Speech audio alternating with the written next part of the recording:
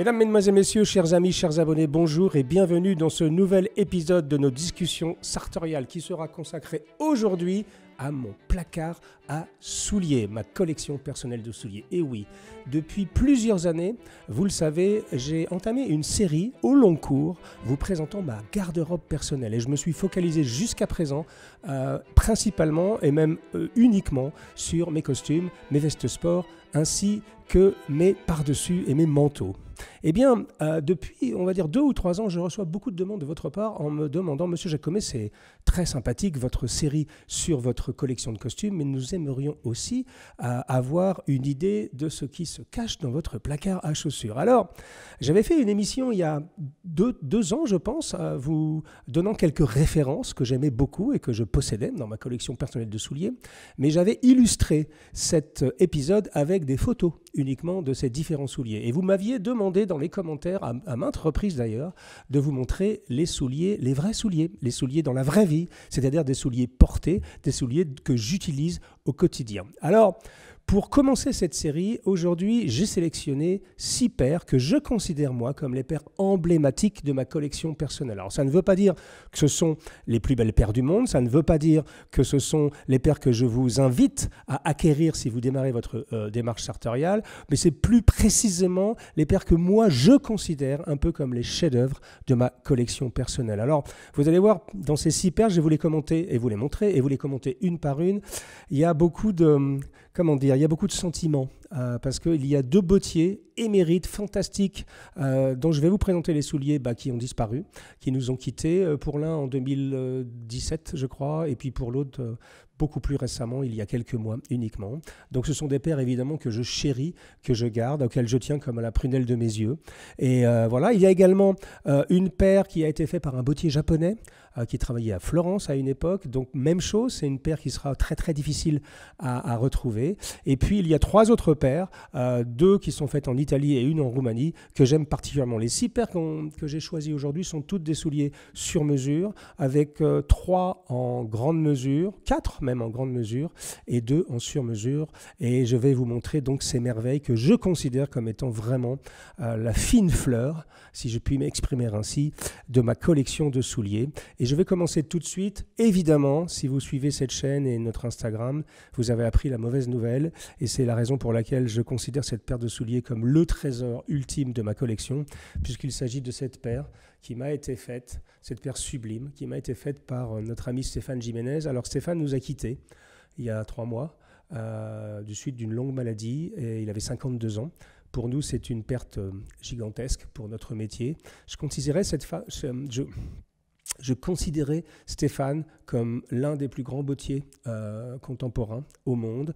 Il avait cette grâce absolue en termes de design. Il travaillait avec sa femme, Tomoe Furuta, qui est une piqueuse absolument incroyable, japonaise, et il m'avait fait cette paire absolument fabuleuse.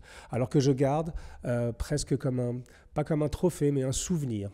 Je vais les porter, évidemment, mais celle-ci, j'ai vraiment envie qu'elle m'accompagne toute ma vie, simplement pour honorer la mémoire de Stéphane, qui était un bottier extraordinaire et accessoirement qui était un de mes amis. Alors cette paire, vous voyez, c'est un Richelieu absolument magnifique, avec 5 œillets. Alors je ne vais pas vous rentrer dans tous les détails, on a fait une émission déjà dessus. Il y a 2 inserts en alligator, enfin un insert sur chaque soulier, pour avoir cette qualité de posserie en alligator et avoir des écailles qui soient cohérentes en termes de taille. Stéphane avait dû utiliser 2 peaux de 2 alligators. Et voilà, donc c'est un soulier absolument magnifique. Toutes les gens qui connaissent un peu la botterie, qui ont eu l'occasion de mettre les mains sur ces souliers et de les inspecter en détail, ont vu le travail absolument phénoménal qui est fait dans le souci du détail sur cette paire, avec notamment un travail fabuleux sur les perforations. Il n'y a pas une seule perforation sur ce soulier qui est de la même taille. Vous voyez, ça part de très gros à très fin. Voilà, il y a un travail fabuleux au niveau des coutures. Le talon est un vrai talon bottier, c'est-à-dire qu'il n'y a aucun espace entre le talon ici et le talent ici. Donc ça ne peut pas se faire avec une machine, ça ne peut se faire qu'à la main. Donc c'est une œuvre d'art. Voilà, je considère que cette paire, je vais la garder tout en haut de mon Olympe personnel.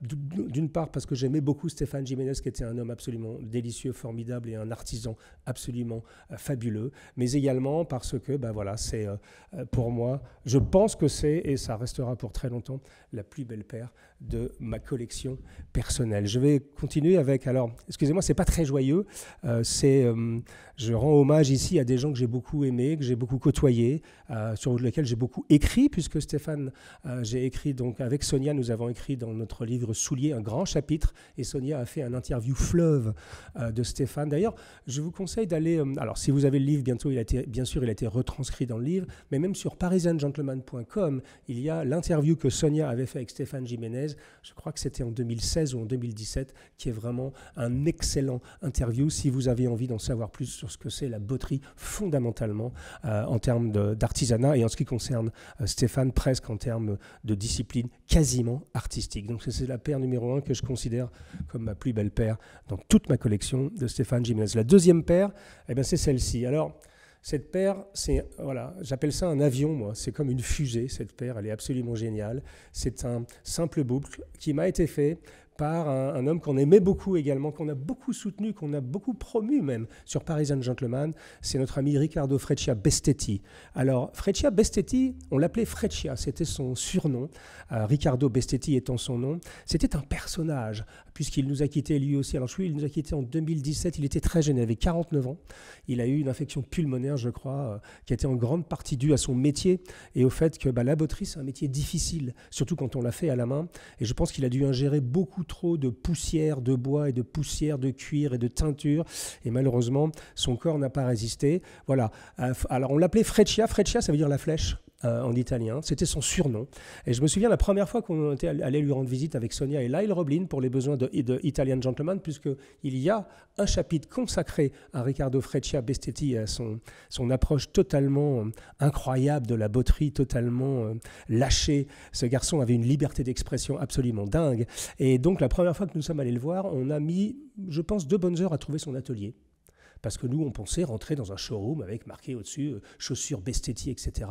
Et en fait, on s'est retrouvé sur une zone industrielle dans la banlieue de Milan et on ne trouvait pas. Et finalement, au bout de presque 2 heures de recherche, on a trouvé sur une boîte aux lettres complètement anonyme un bout de scotch, littéralement, avec le nom Freccia écrit au marqueur dessus. Donc même pas Bestetti, c'était marqué littéralement la flèche, tout simplement. Donc c'était un personnage assez étonnant et donc nous étions rentrés pour le voir. Je me souviens, il faisait au moins 40 degrés en été, mais il travaillait en slip, si je me souviens bien. Et on a même pris une photo ensemble. J'essaie de vous la retrouver. Alors on ne le voit pas sur la photo, mais il est en sous-vêtements parce qu'il faisait incroyablement chaud. Moi, pour les besoins de la photo, j'ai quand même réussi à garder mon pantalon.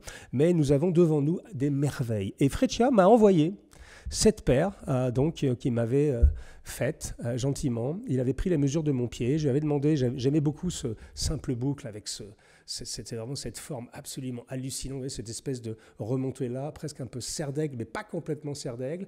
Et c'est une chaussure absolument géniale. Même chose, je la porte peu.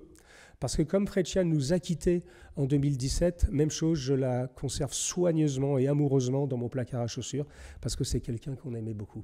Donc voilà, je voulais aussi rendre hommage à Riccardo Freccia Bestetti. Donc vous voyez, les 2 premières paires que je vous ai montrées de ma collection, malheureusement, vous ne pourrez jamais plus les avoir, puisque ces 2 artisans nous ont quittés, l'un en 2017 et l'autre, évidemment, Stéphane, beaucoup plus récemment, en 2023.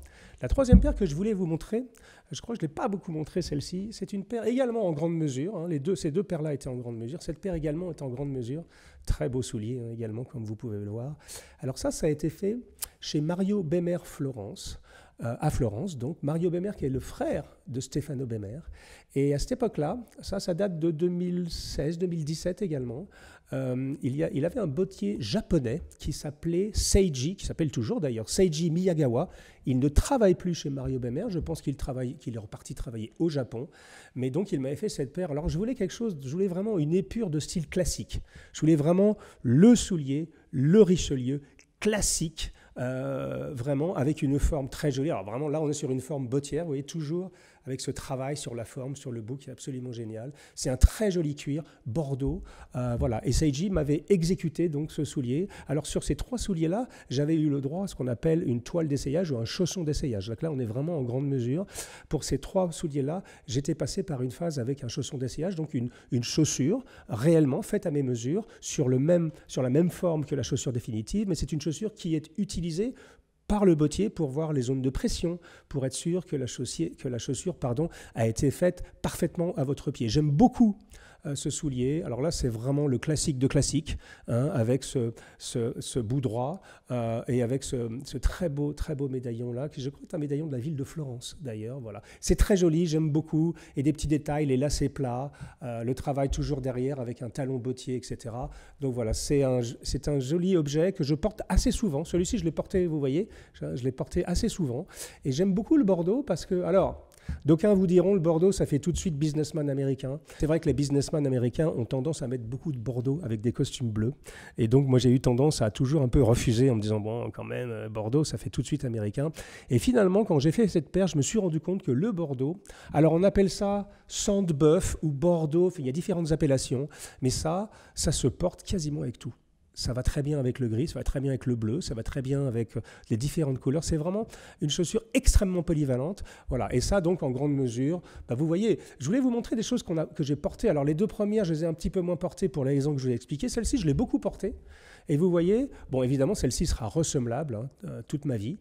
Donc, en gros, si vous entretenez vos souliers de la bonne manière, alors je ne parle pas uniquement de souliers, superlatifs comme ceux-là, puisque ce sont des souliers en grande mesure, mais si vous entretenez bien vos souliers de bonne qualité, je sais que cette paire va m'accompagner toute ma vie. D'ailleurs, ces 3 paires, et d'ailleurs ces 6 paires vont m'accompagner toute ma vie. Donc ça, c'était un Oxford, donc un Richelieu classique à bout droit rapporté avec un médaillon 5 œillets, très très très classique de chez Mario Bemer Florence. L'entreprise existe encore à Florence, ils font de l'excellent travail, mais ça c'était fait par mon ami Seiji Miyagawa, qui je sais a travaillé chez Norman Villalta après, et je crois qu'il est reparti depuis au Japon. Donc ça, c'est vraiment 3 souliers un peu exceptionnels, on va dire carrément exceptionnels, pour la bonne et simple raison que les 3 bottiers, alors 2 bottiers sont décédés et Seiji, je crois, travaille au Japon maintenant, donc ce sera assez difficile pour vous de faire l'acquisition de ces souliers. Je vais passer maintenant sur les 3 autres paires, qui sont également des paires sur mesure, mais qui n'ont pas été réalisées en grande mesure, qui ont été réalisées de manière un tout petit peu plus mécanique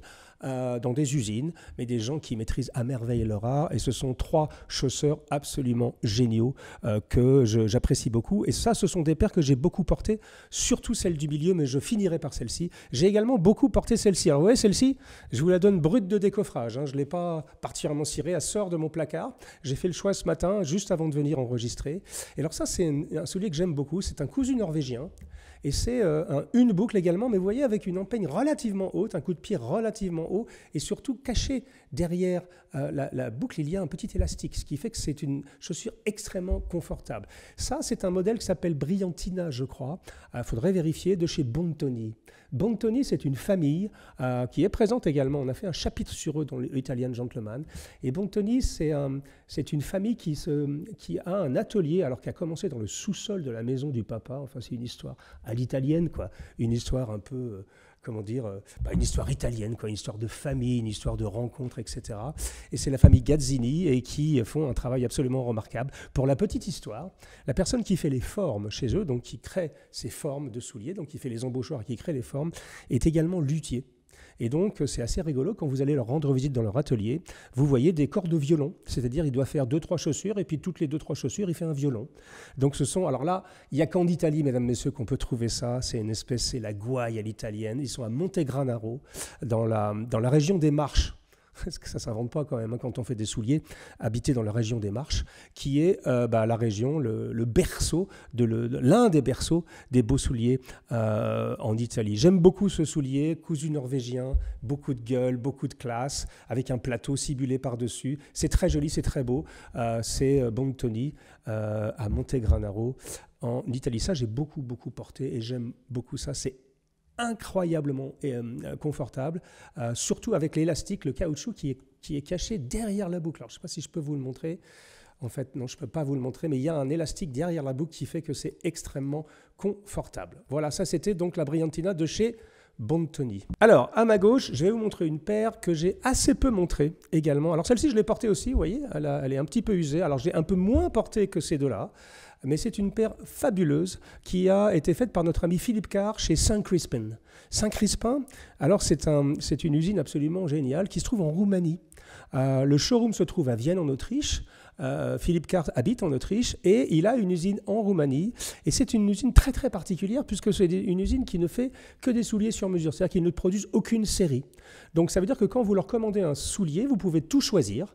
Et même si c'est fait de manière un peu plus mécanique dans une usine, la chaîne de production donc, ne fait que des souliers unitaires. C'est-à-dire que contrairement à quasiment toutes les entreprises, toutes les usines de souliers qui ont besoin d'avoir un certain montant, un certain nombre de souliers avant de mettre en place une chaîne de montage. Chez Saint-Crispin, c'est une chaussure une par une. Très, très, très beau modèle. Alors ça, c'est un Richelieu également que j'avais voulu bimatière. Vous voyez, on a fait toute l'arrière en veau velours vert et l'avant, donc en cuir, calfe, patiné. C'est très beau, avec un bout rapporté. Alors même chose, moi j'aime bien les formes un petit peu serre d'aigle comme ça, qui sont assez jolies. Voilà, c'est une chaussure qui a beaucoup de classe, qui se comporte très très bien au long cours et c'est du très beau travail. De toute façon, Saint-Crispin, si vous connaissez cette entreprise, pour les souliers sur mesure, ça reste une excellente adresse pour la bonne et simple raison, c'est que vous pouvez avoir accès à des souliers comme ça à un prix qui reste très élevé évidemment, puisque c'est un soulier intégralement fait pour vous sur demande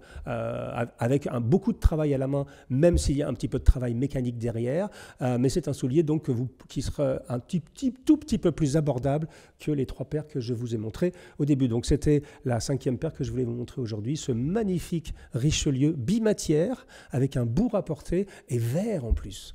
Je ne sais pas pourquoi je suis obsédé par le vert en ce moment. C'est très très étrange. Alors peut-être je suis en train de tourner écologiste sur mes vieux jours, mais j'aime beaucoup le vert. Et ça, je l'ai porté avec de multiples types de vêtements. Alors évidemment, hein, encore une fois, si vous démarrez votre démarche sartoriale, il ne faut peut-être pas démarrer avec une chaussure verte, parce que bon, il faut quand même...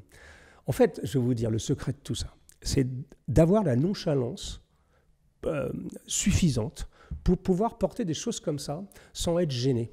Parce qu'en fait, quand les gens vous voient et qu'ils se disent, ils sentent tout de suite si vous êtes à l'aise dans vos pompes, c'est le cas de le dire, et dans vos vêtements. Et en fait, l'idée, c'est que si vous démarrez et vous n'êtes pas totalement sûr de vous pour porter une paire comme ça, eh ben, ce qui va se passer, je vous le donne en mille, les gens vont vous serrer la main et vont vous regarder les chaussures. Pourquoi ? Parce que la chaussure vous précède au lieu de vous annoncer. J'aime beaucoup cette formule que j'ai inventée durant l'interview avec Alex Cormack, qui me demandait mon avis sur différentes choses. Et je disais que, par exemple, on parlait des barbes, on parlait des tatouages et des choses comme ça. Et je disais, la discrétion est quand même au cœur de tout. Et si un élément de votre style, que ce soit des souliers, que ce soit une cravate ou quelque chose de corporel, comme un tatouage ou une barbe, si cette chose-là vous précède, c'est-à-dire si on ne voit que ça, vous avez raté votre coup. En revanche, si cette chose-là vous annonce, c'est-à-dire crée un peu de mystère et l'envie des personnes autour de vous d'en savoir plus sur vous, et ben là, vous avez réussi votre coup. Ben, c'est pareil pour les souliers. Donc ça, il faut être capable de le porter, mais une fois que vous l'avez, entre guillemets, dompté, eh bien, c'est un pur bonheur d'avoir des souliers verts. D'ailleurs, je crois que c'était une chanson de Linda Lemay, les souliers verts, il me semble bien. Il faudra qu'on vérifie. J'ai fait un pari avec Alex Cormack. Il m'a dit, tu es incapable de placer une phrase qui est un petit peu compliquée, que j'ai répétée toute la matinée dans ta vidéo. Eh bien, je vais la placer maintenant et on va faire mieux que ça. Je vais vous placer une phrase qui est un peu ridicule, hein, je vous le dis d'avance. Et si le premier d'entre vous dans les commentaires qui me dira qui a inventé cette phrase, eh bien, gagnera une cravate de ma collection personnelle. Et oui, mesdames, messieurs, sans doute une cravate de chez Tai Yotai, ou de chez Spacca Napoli, ou de chez Urban Tai, enfin, on verra, j'ai de Calabrese, d'ailleurs, j'ai une belle collection de cravates. Donc, je vais vous dire la petite formule. Donc, le pari, bon, en même temps, j'ai gagné déjà une bouteille de champagne avec Alex, si j'arrive à le dire sans accrocher. Et si vous êtes capable de me dire la référence qui a inventé cette phrase et cette publicité pour Alphonse Robichus, là, je vais donner un indice déjà, eh bien, vous gagnerez une cravate. Alors, il faudra être vite, hein, c'est le premier qui saura le dire dans les commentaires qui gagnera une cravate.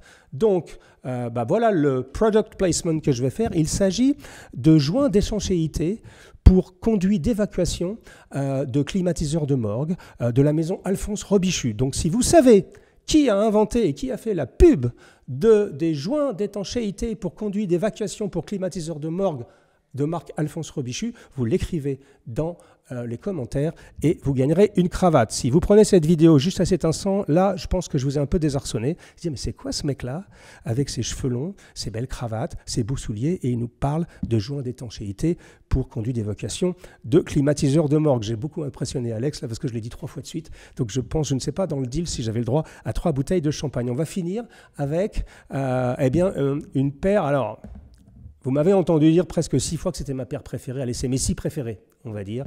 Mais celle-ci, j'avoue quand même que celle-ci, je pense que Sonia peut le confirmer, c'est la paire que j'ai le plus portée dans toute ma vie. J'ai dû la porter 300 ou 400 fois, cette paire. C'est une paire que j'ai depuis 2016, qui vient de chez mon ami Paolo Scafora à Naples. C'est du sur-mesure, hand-velted, donc c'est un cousu trait-pointe norvégien, absolument génial. Alors ce qu'on appelle un cousu en plus baraquette, c'est-à-dire que la plupart des cousus sur des souliers s'arrêtent ici. Vous voyez, même là c'est un norvégien, il s'arrête au niveau du talon.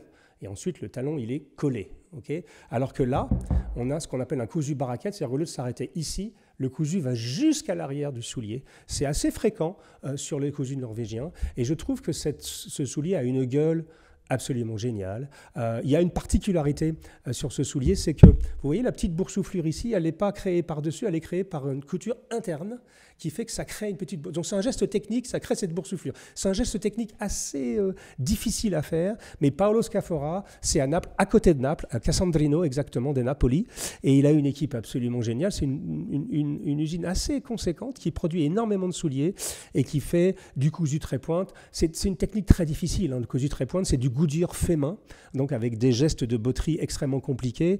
Faire un cousu goudure sur une machine, ça prend 1 minute à peu près. À la main, comme ça, en cousu trait-pointe, je pense que ça doit prendre à peu près 3 quarts d'heure par pied.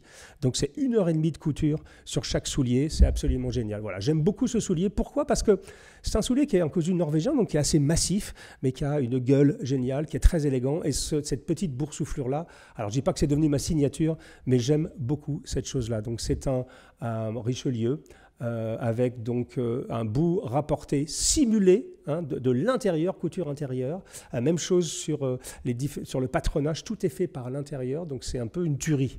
Techniquement, ce soulier, mais c'est aussi une tuerie à porter au pied. Pour la petite histoire, je l'ai fait ressemeler il y a 3 mois. Voilà, donc j'ai continué à la porter. Et celle-ci, bah, vous voyez, en ressemelage, hein, 6 ans, 7 ans de bons et loyaux services, plus de 3, je dirais 300, j'ai dû la porter 300 fois, sans problème, et regardez comment elle se tient. Donc, ce soulier-là, je sais, comme les autres, je pense que ces 6 souliers-là vont m'accompagner tout au long de ma vie. Donc, évidemment, là, je vous ai présenté un peu les fleurons de mon placard à chaussures, les choses qui, d'abord, sont très sentimentales pour moi, 2, des choses un peu exceptionnelles qui sont toutes faites sur mesure, avec des patronages qui ont été dessinés par le bottier, mais également sur lequel je suis intervenu, hormis ces 2 choses-là, Bontoni et Scafora, qui sont des modèles que vous pouvez trouver sur leur site respectifs. Voilà, on va vous mettre les liens de ces maisons dans les commentaires. Donc voilà, j'espère que vous avez aimé ce premier voyage, petit voyage dans mon placard à chaussures personnel. Si vous avez aimé cette série, si vous avez envie que je continue à vous montrer toutes mes paires de souliers au fur et à mesure, mettez-moi un mot dans le commentaire et bien sûr, je m'exécuterai. N'oubliez pas,